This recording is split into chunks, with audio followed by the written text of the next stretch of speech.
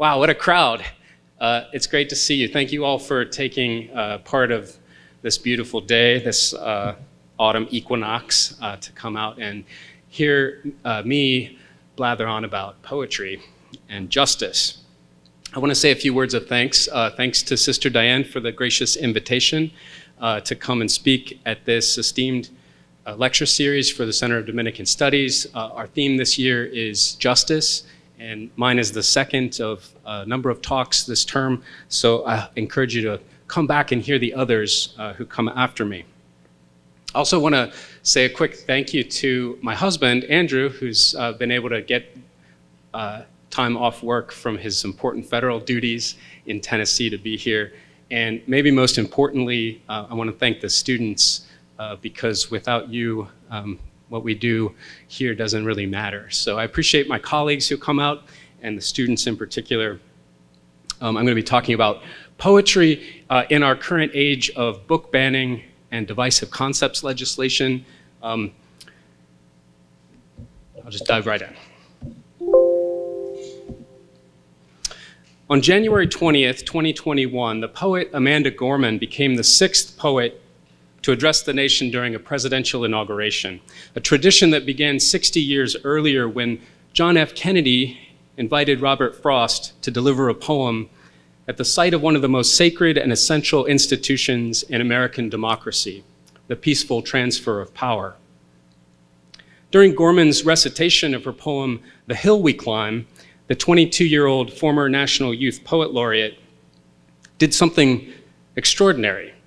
She directly called out the Americans who exactly 2 weeks prior had stormed the United States Capitol in an unprecedented effort to overturn the legitimate results of a presidential election. "We've seen a force," Gorman said, "that would shatter our nation rather than share it, would destroy our country if it meant delaying democracy."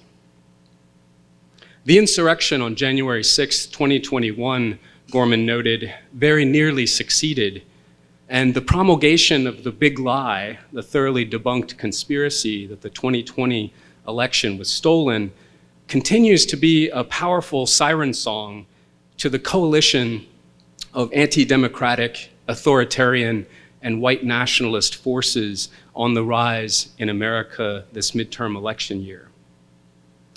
Gorman's poem marks a brave and unforgettable literary historical moment in which poetry was brought to bear not just on national politics, but on the grandest and most visible stage in the world.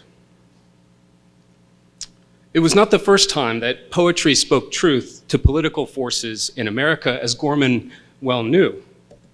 She wore a ring that day in the shape of a caged bird, a tribute to the late poet Maya Angelou, who had stood at the same podium 3 decades earlier, delivering her own inaugural poem on the pulse of morning at the first inauguration of President Clinton. Angelou used her poem not only to highlight the diversity of America's melting pot, the Turk, the Arab, the Swede, the German, the Eskimo, the Scot, but also to draw attention to the sins of our collective past, the Ashanti, the Yoruba, the Kru, sold, bought, stolen, arriving on the nightmare, praying for a dream. History, Angelou said in her unmistakable voice, despite its wrenching pain, cannot be unlived, but if faced with courage, need not be lived again. Lines like those of Gorman and Angelou have caused some consternation in today's educational environment, where teachers of literature face a veritable minefield of accusations, objections, and increasingly penalties, including losing their licensure and the prospect of fines and jail time for assigning readings that someone might object to. We live in a moment in which many well-meaning Americans, parents, politicians, educational administrators, school board members, and sometimes even teachers themselves seek to curtail access to books they find disagreeable. Their actions are given a variety of justifications, protecting children, parental rights, but ultimately boil down to a toxic brew of disinformation, ignorance, fear-mongering, and censorship, plain and simple. Their view that students should only read and teachers should only teach books that parents and politicians in power find acceptable to their political persuasion or inoffensive to their social sensibilities has a long and fascinating history in America and is the subject of the first half of my talk today. In the second half, I'll be sharing some poems and authors from our shared literary history that demonstrate the impossibility of divorcing America's poetry from its political and civic discourse. This week is the 40th anniversary of Banned Books Week, an annual event sponsored by the American Library Association since 1982 to bring attention to banned and challenged books and to promote its position on the right to read. Today, that freedom is under attack from elements of the far right and occasionally the far left, sometimes well-meaning and sometimes not so well-meaning Americans who feel threatened by certain books and authors and who wish to control the narrative of our national story for their own ends. When I began work on this talk many months ago and collecting the deluge of articles about new book bans, knockdown, drag-out fights at school board meetings, and newly proposed censorship laws, I started by thinking about some questions that are essential both to my own discipline of English and to the very idea of the liberal arts themselves. What does real literacy have to do with questions of justice, representation, and history? What role do English professors like me and the study of literature play in the critical discussions happening at local school board meetings and state houses around the nation? What is our obligation to the complicated truths of American literature, our shared cultural heritage? And what does the diverse and often divisive poetry of America's past tell us about the future of our democracy? In the handout you have, there weren't quite enough to go around, but you should find one nearby. I've summarized the ALA's startling recent report on book banning attempts around the country, which represents the highest number of attempted book bans since the organization began compiling these lists 20 years ago. And according to the ALA president, this reflects coordinated national efforts to silence marginalized or historically underrepresented voices and deprive us all, young people in particular, of the chance to explore a world beyond the confines of personal experience. Your handout also contains data about the spate of recent legislative bills being proposed in state after state to prohibit classroom discussion of quote-unquote divisive concepts, a phrase that has become shorthand for anything having to do with race, gender, and sexuality. In Ohio, 3 separate bills have been introduced in our legislature over the last 2 sessions. Legislation which, according to David DeWitt, editor-in-chief of the nonpartisan Ohio Capital Journal, quote, is an obvious false attack on public education intended to have a chilling effect in Ohio classrooms. It prompts teachers under legal threat to present a narrow, unexamined, unchallenged, simple, shallow understanding of history, society, and the arts. These bills are reminiscent of anti-evolution laws that swept the nation a century ago and culminated in the notorious Snopes monkey trial in 1925, in which a high school science teacher charged with teaching evolution was convicted of breaking one of that era's divisive concepts laws. What does this matter? Let me share with you some additional recent news items that will, I hope, demonstrate the urgency of the problem we all face and are likely to face for some time, not just in English classes, but in the larger communities we belong to, our state, our increasingly divided nation, and our ever more precarious world.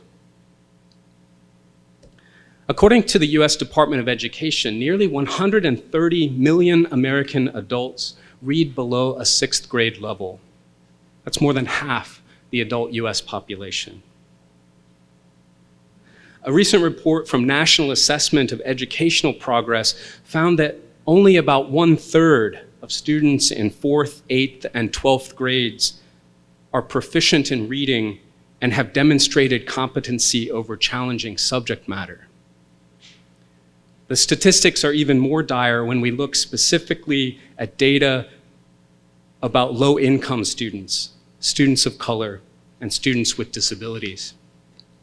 Literacy itself is a social justice issue, one that was deeply impacted by the pandemic.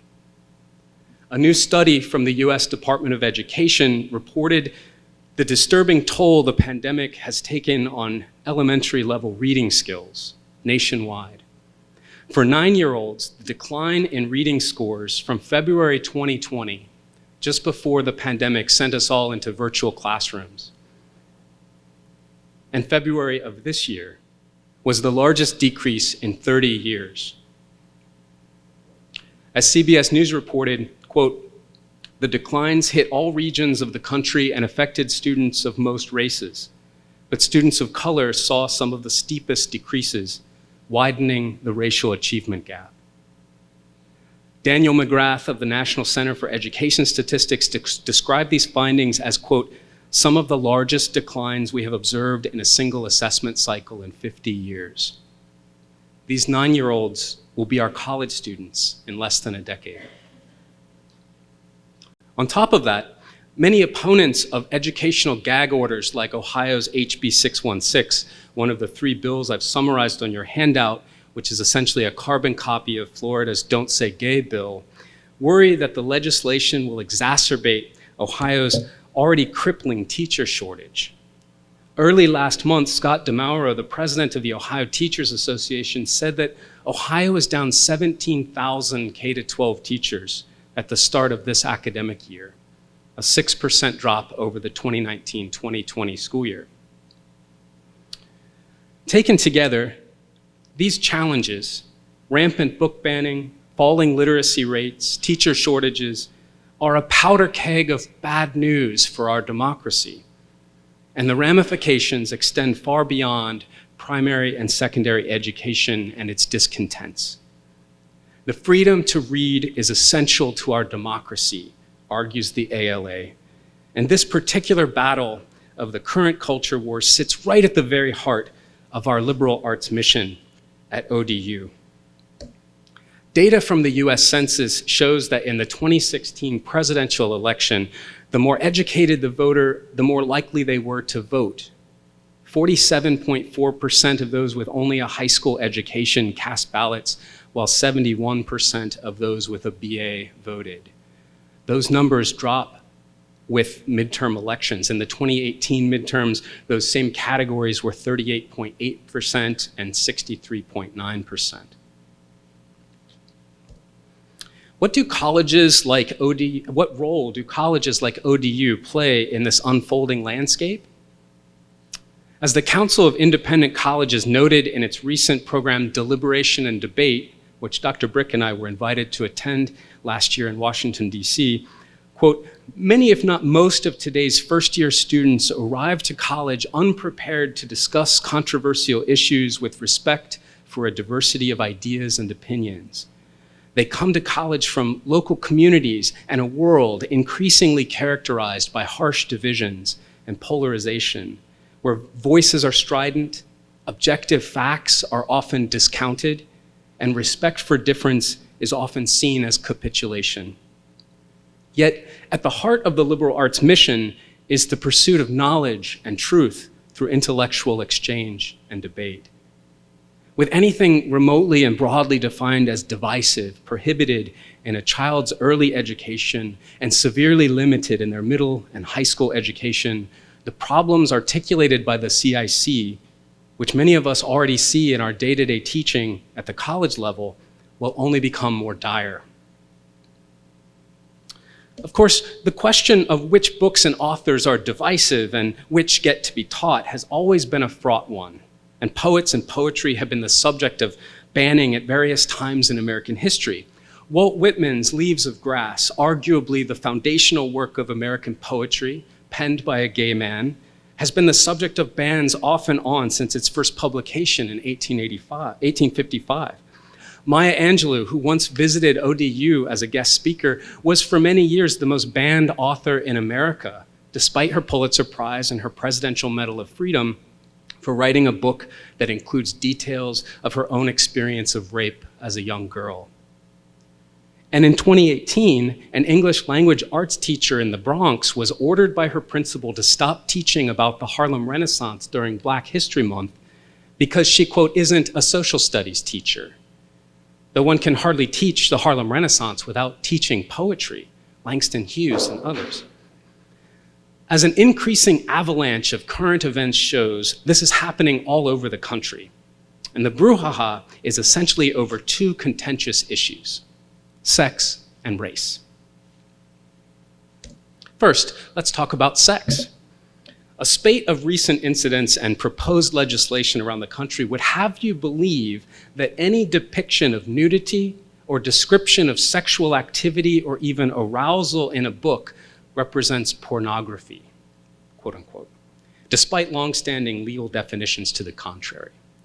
For example, NBC reports that in Texas, a woman told her school board that, quote, a local Christian pastor rather than librarians should decide which books should be allowed on public school shelves. Her opinion was, quote, showered with applause, and she then, quote, filed a police report accusing school employees of providing pornography to children, triggering a criminal investigation.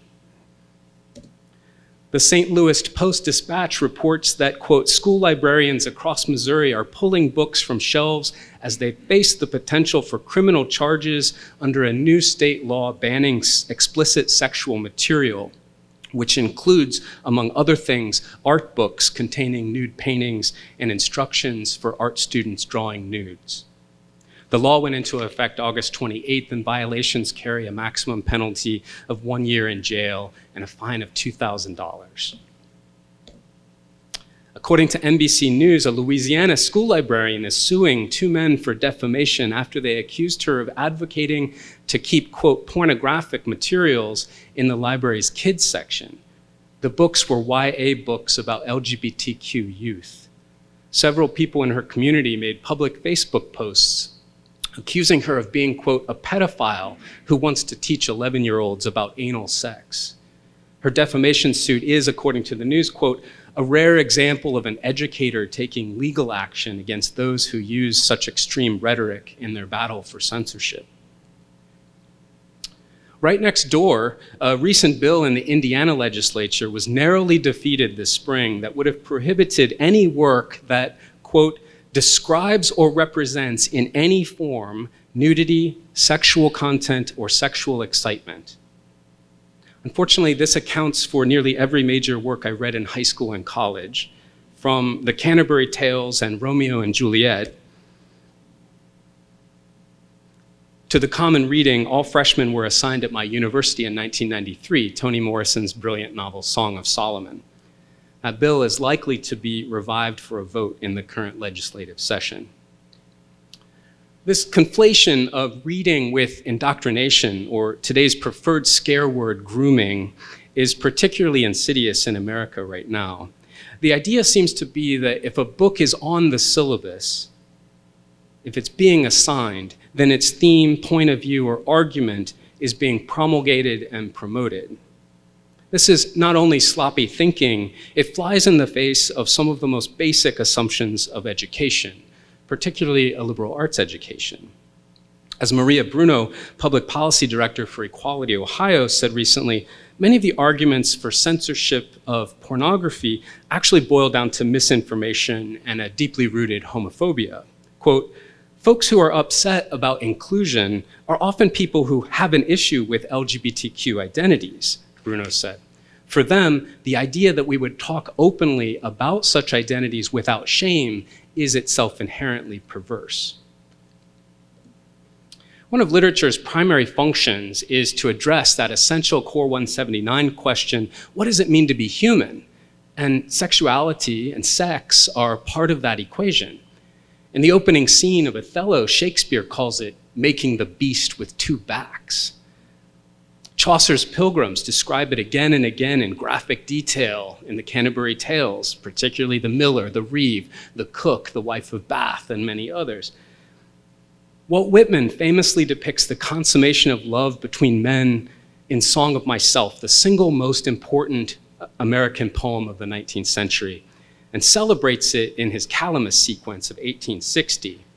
"We two boys together clinging, one the other never leaving.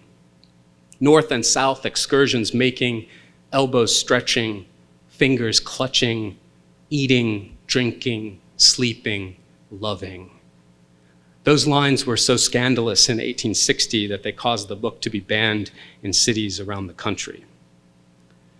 Pearl-clutching false Puritanism aside, sex is essential to the study of literature, and the false equivalence of that with grooming or teaching pornography feels especially disingenuous in 2022. After all, it's been 90 years since a US district judge acquitted James Joyce's Ulysses, published 100 years ago this year, of obscenity charges. More than 60 years since Henry Miller's Tropic of Cancer and D.H. Lawrence's Lady Chatterley's Lover were exonerated of the same charge. And exactly a half century since the landmark Supreme Court case Miller v. California established key legal protections for works of serious literary, artistic, political, or scientific value. One of the most notorious censorship cases in the United States concerned Allen Ginsberg's 1956 book, Howl and Other Poems. Ginsberg, an openly gay poet who wrote some of the most memorable lines of poetry during the Beat era, "I'm putting my queer shoulder to the wheel, America, go fuck yourself with your atom bomb," was placed on the FBI's dangerous to security list. In 1957, the printer who published the book was arrested, but in a lengthy defense of the poem, trial judge Clayton Horn wrote, quote, "The people state that it is not necessary to use such objectionable words, and that others would be more palatable to good taste. The answer," the judge says, "is that life is not encased in one formula whereby everyone acts the same or conforms to a particular pattern. Would there be any freedom of press or speech," he writes, "if one must reduce his vocabulary to vapid, innocuous euphemism? An author should be real in treating his subject and be allowed to express his thoughts and ideas in his own words." Likewise, in England, the 1960 trial of Lady Chatterley's Lover established the ground rules for obscenity trials there today. It is, as one British legal scholar notes, the fundamental idea that the mere fact that you are shocked or disgusted, the mere fact that you hate the sight of the book when you have read it, does not solve the legal question as to whether beyond reasonable doubt the tendency of the book is to deprave and corrupt. More than 60 years later, Americans could learn something from this perspective. While it's one thing for a parent not to want their child to read a particular book, it's another thing entirely for them to demand that no one else's child should read that book. Besides, recent data puts the number of sexually active high school students at 1 in 3 over the past decade and rising.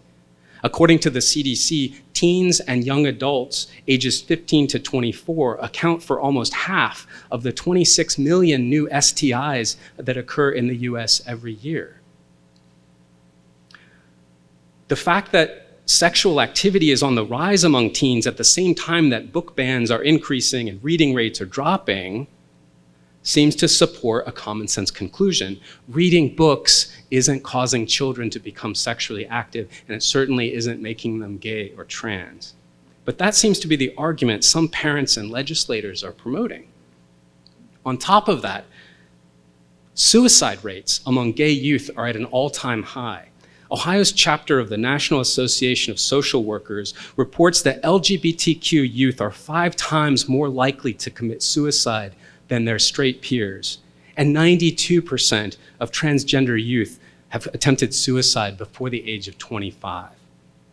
Thus, it could very well be that a child learning or not learning, say, that some of America's greatest and most influential poets and novelists, Walt Whitman, Emily Dickinson, Herman Melville, Henry David Thoreau, Langston Hughes, Allen Ginsberg, James Baldwin, were gay, could mean the difference between life and death. Ginsberg's homosexuality is inseparable from his blistering criticisms of 1950s America. Whitman's is inseparable from his great democratic vista of a pluralistic American multitude, one of the most important American concepts of the 19th century. Hughes's is inseparable from any true recognition of the value and legacy of the Harlem Renaissance, the greatest flowering of Black voices in American literary history. And James Baldwin, in particular, made the intersection of his queerness and his Blackness the subject of his revolutionary novels, poetry, essays, and activism. Speaking of Black voices, when we turn to literature that deals with issues of race, we find a similar scenario: disinformation and often disingenuousness, particularly surrounding critical race theory, which has become a sort of all-purpose boogeyman for the cultural censors. The gist of the divisive concepts legislation is to quell any discussion that might suggest systemic racism is part of the fabric of America and has been from the beginning. Right here, today, in the midst of relative prosperity and freedom that is the envy of much of the world, is the long shadow of slavery and its aftermath, from Reconstruction and Jim Crow to the murder of George Floyd by police on a Minneapolis street. This is America's original sin, something that every thinking American must wrestle with, something we can never fully divest ourselves, nor should we, and a burden that we all must shoulder together as we strive to embody our nation's better values. Literature helps us do that. Poetry helps us do that. Like many great nations throughout history, ours is one of contradictions, with an irreconcilable something at its heart. That's a reality that Frederick Douglass was keenly aware of more than 150 years ago, as he tells us in his autobiography, his poetry, his essays, such as What to the Slave is the 4th of July. He didn't call it critical race theory, but Douglass's writings, divisive at the time and divisive today for their inconvenient truths, are nevertheless a cornerstone not only of high school and college curricula, but of our inherited idea of America itself. All one has to do is look at the public record of who actually voted for these divisive concept bills in any given state legislature to see the truth, that these laws are being written and passed by primarily white legislators, not to promote dialogues about race, as they claim, but to stifle the voices of those who would question or critique America's dominant narratives, and in some places, even those who resist white nationalist efforts to commandeer our nation's history. The ghost of Jim Crow is hovering behind every one of these insidious laws. Ty Seigel, a retired brigadier general who taught history for many years at West Point, wrote in his recent book, Robert E. Lee and Me, quote, "We find it hard to confront our past because it's so ugly, but the alternative to ignoring our racist history is creating a racist future.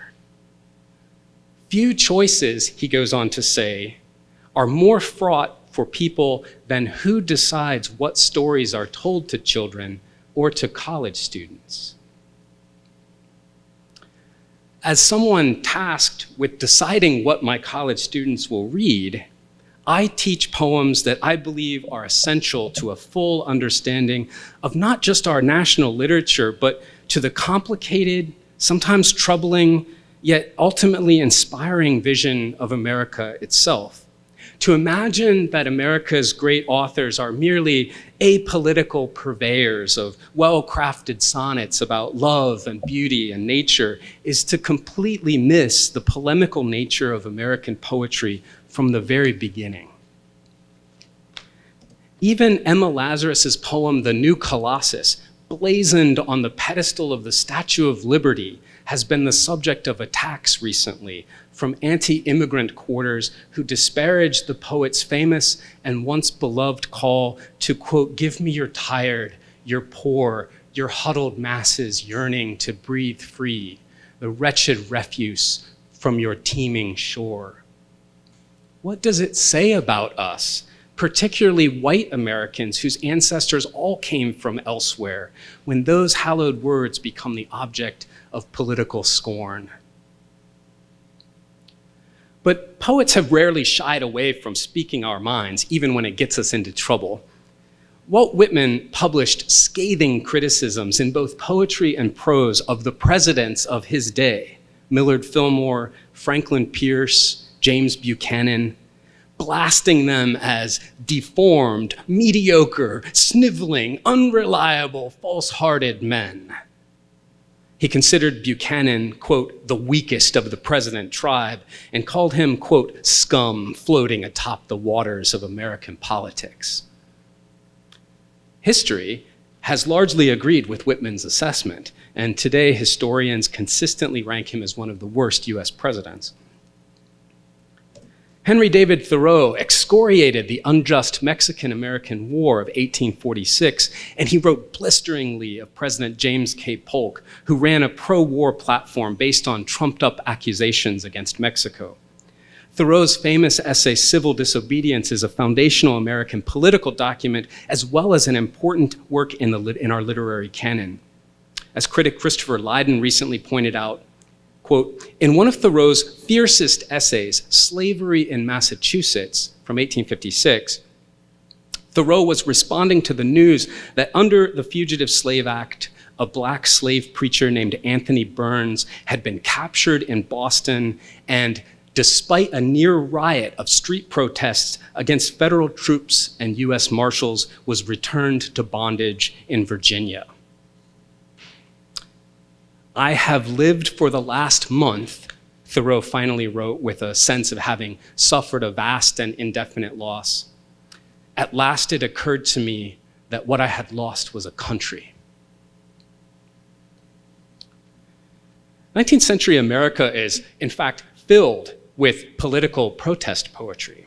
The popular fireside poets were a group of 19th century American poets that included Henry Wadsworth Longfellow, John Greenleaf Whittier, James Russell Lowell, and others. They were all committed and vocal abolitionists at a time when, even in the North, abolitionism was seen as a fringe idea and abolitionists as dangerous radicals. And while today these poets are probably better known for their poems about nature, their political poems helped shape American attitudes in the years just before and during the Civil War. James Russell Lowell's long 1845 poem, The Present Crisis, was a fiery anti-slavery diatribe in religious language that threatened the wrath of God on the nation 15 years before the horrors of Shiloh and Gettysburg. Lambasted across the South, John Greenleaf Whittier's poem, Ichabod, represents a furious rebuke of Secretary of State Daniel Webster for supporting the Compromise of 1850 and its heinous new fugitive slave law. How can one teach poetry or American literature at all without invoking these premises, or without making uncomfortable those who would prefer that we teach both sides no matter what, or promulgate sloppy history, like the often repeated idea that the Civil War wasn't really about slavery, or the clearly white supremacist notion that some slaves preferred captivity? That last one is especially relevant to my American poetry course. If I were asked what is the earliest truly American poem, I would probably point to Phyllis Wheatley's 1773 poem on being brought from Africa to America.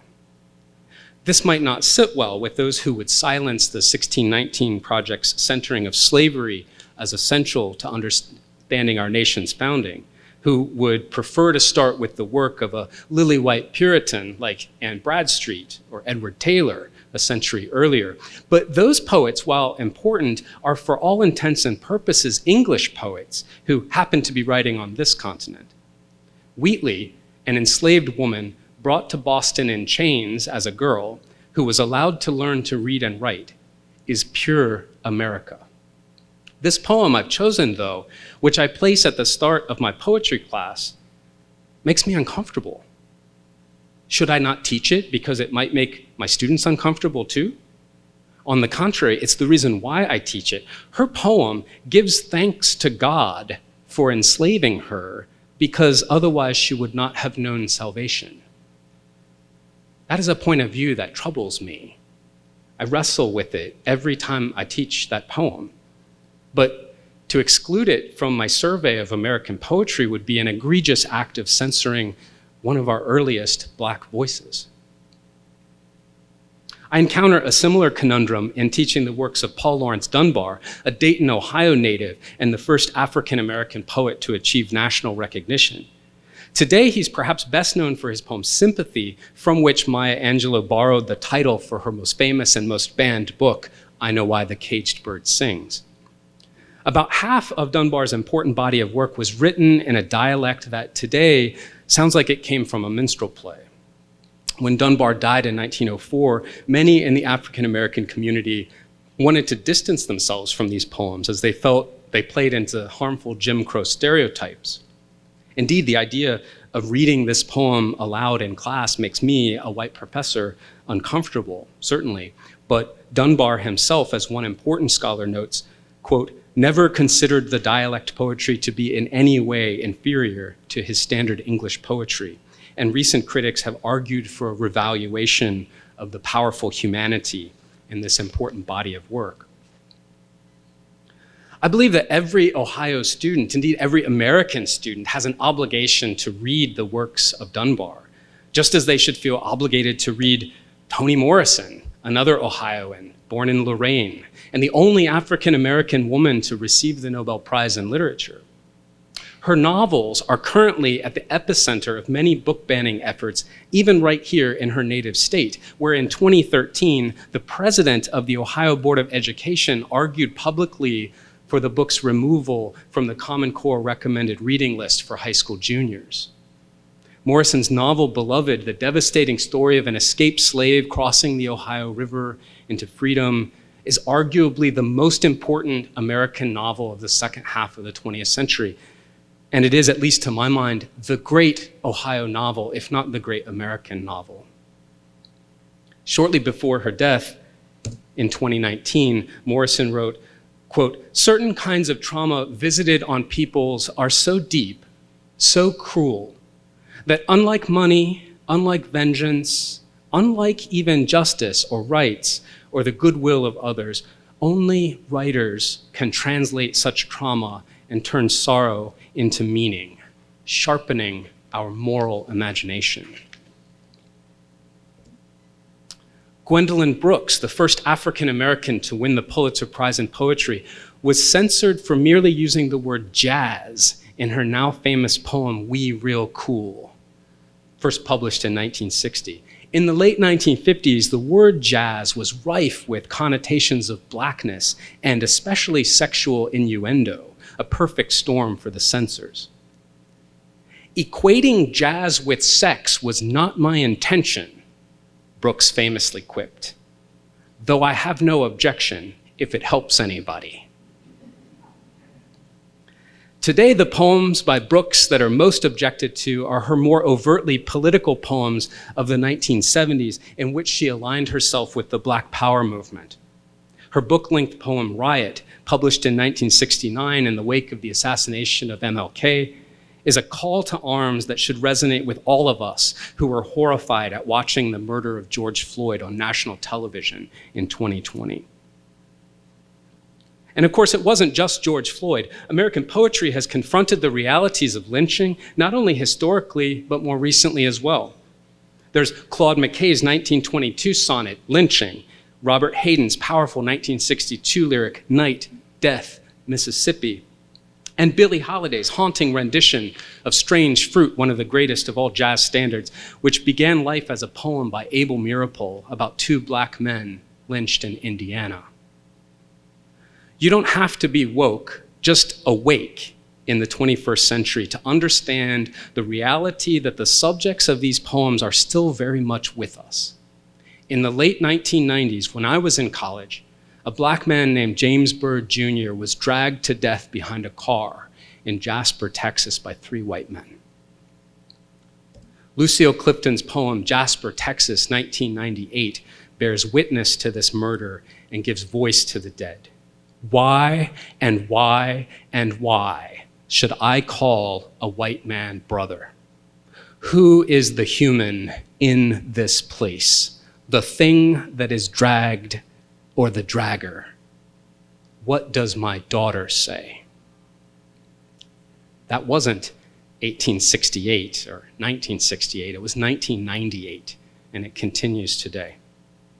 Even more recent is a poem by Lynn Thompson, written in the wake of the fatal police shooting of Michael Brown in Ferguson, Missouri in 2014. The poem, Sonnet Consisting of One Law, is a single line of text repeated 14 times. You remain free to kill black boys. You remain free to kill black boys. Thompson's reading of it, which you can hear online, is devastatingly powerful. These poems are unforgettable artistic documents of a shared history whose burden is ours collectively to shoulder and never forget. Do they make us feel uncomfortable? You bet. Do they make white readers feel guilt? One hopes it makes us feel something. That's what poetry does, after all. What happens in a reader's heart and mind and soul when they encounter a poem cannot be legislated. There have always been those who are so threatened by books and ideas that they seek to bar others from encountering them. As a professor of literature, I have little interest in shielding students from poems, novels, and topics that might make them uncomfortable. In fact, given our current climate, I feel an increasing obligation to help them navigate such texts.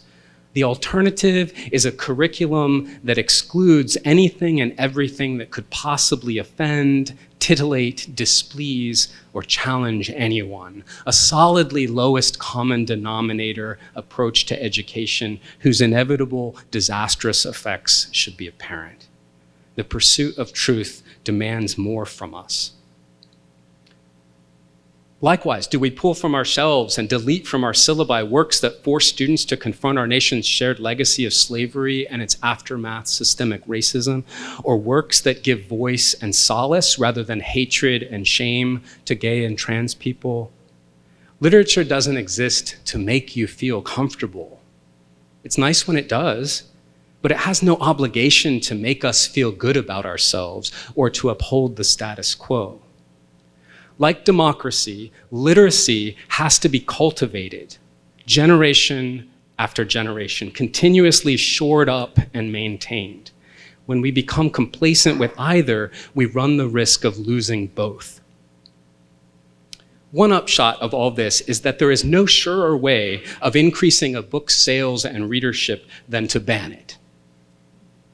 Another is, of course, the unwitting acknowledgement on the part of puritanical parents and censorious legislators that reading really matters, that reading literature is powerful, meaningful, life-changing, and that literacy itself is a dire threat to the white nationalism, religious extremism, and willed ignorance that run rampant in American society right now. Young people reading books scares them, and it should. a good curriculum, like the old saying goes about a good library, has something to offend everyone. Thank you.